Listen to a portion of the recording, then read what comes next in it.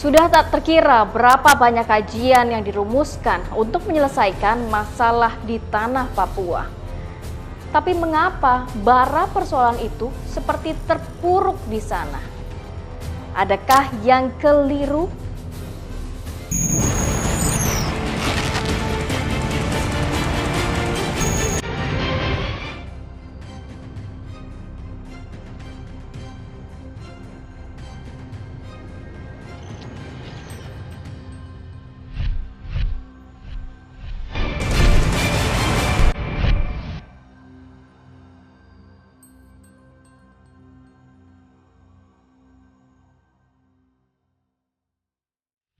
Berlarut-larutnya persoalan di Papua bukan berarti pemangku kebijakan tak memahami akar permasalahan.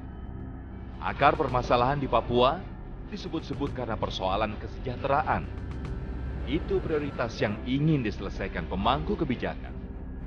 Kalaupun kini ada kesan penyelesaian bersenjata yang ditempuh, langkah itu diklaim sebagai upaya penegakan hukum. Pendekatan ekonomi itu boleh-boleh saja ya, tetapi dia hanya menjawab satu persoalan akar konflik di Papua tadi. Kan ada 4 tadi itu: ketidakadilan ekonomi, faktor historis, marginalisasi, kekerasan, dan pelanggaran HAM. Nah, dalam konteks itu gitu ya, ada luka di masyarakat Papua yang tidak bisa selesai hanya dengan pendekatan ekonomi.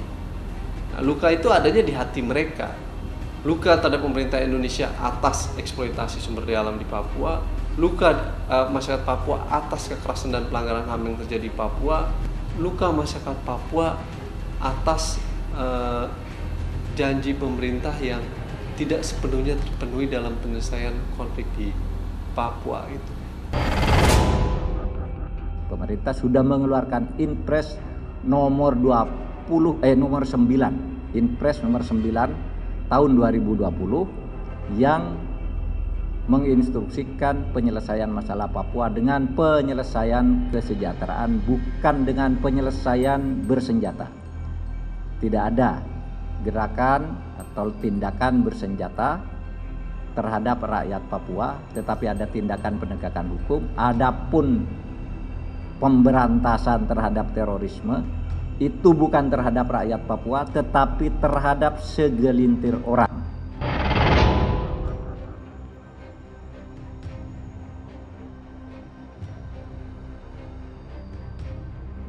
Jika masalah kesejahteraan teridentifikasi sebagai akar persoalan di Papua, lantas apakah penanganan yang ditempuh selama ini telah selaras dengan perbaikan kesejahteraan? Sebab kendati pembangunan fisik turut digenjot di Papua, tak berarti tidak ada dampak yang timbul di masyarakat. Sebagai contoh, perubahan lingkungan hidup akibat proyek pembangunan pada akhirnya mempengaruhi pola mata pencaharian hingga hubungan sosial di masyarakat. Belum lagi, jurang kesenjangan sosial antara penduduk asli dan pendatang yang kian waktu kian menganga, diyakini semakin memperbesar potensi konflik. Ada Undang-Undang Otsus di era reformasi ini. Dan Undang-Undang Otsus kalau diselidiki lagi lebih dalam, sudah mengakomodir, berupaya untuk menyelesaikan keempat akar konflik Papua tadi. Jadi terkait dengan status sejarah yang berbeda perspektif ini sudah diusulkan misalnya pembentukan KKR. Nah, kemudian terkait dengan pelanggaran HAM juga di dalam Undang-Undang Otsus ada amanah pembentukan KKR gitu ya.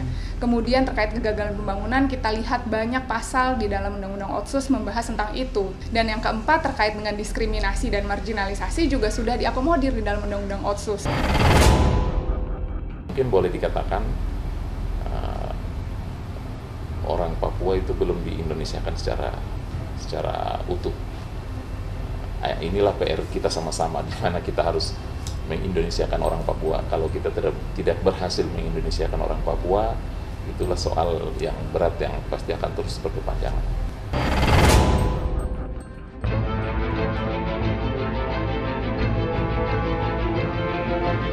Tak hanya di lembaga-lembaga penelitian, rupa-rupa kajian penyelesaian masalah Papua juga berserakan di jagat maya.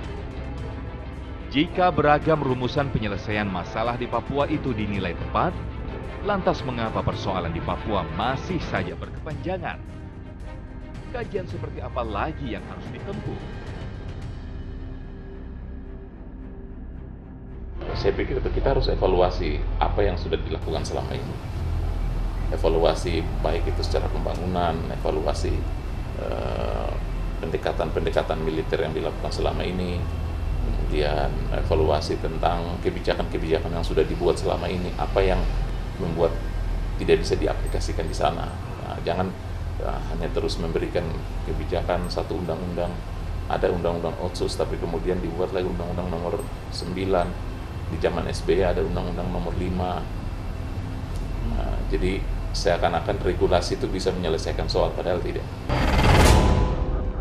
Kemudian menjadi soal ketika satu, ada parsialitas dalam implementasi Undang-Undang Otsus, artinya tidak semua yang menjadi amanah di Undang-Undang Otsus dijalankan.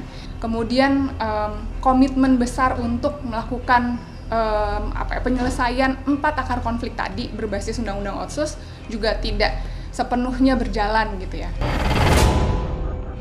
Variabelnya banyak ya, tentu saja ekonomi bukan satu-satunya, karena kalau kita lihat bicara ekonomi ya pemerintah sudah berbuat sangat banyak untuk Papua.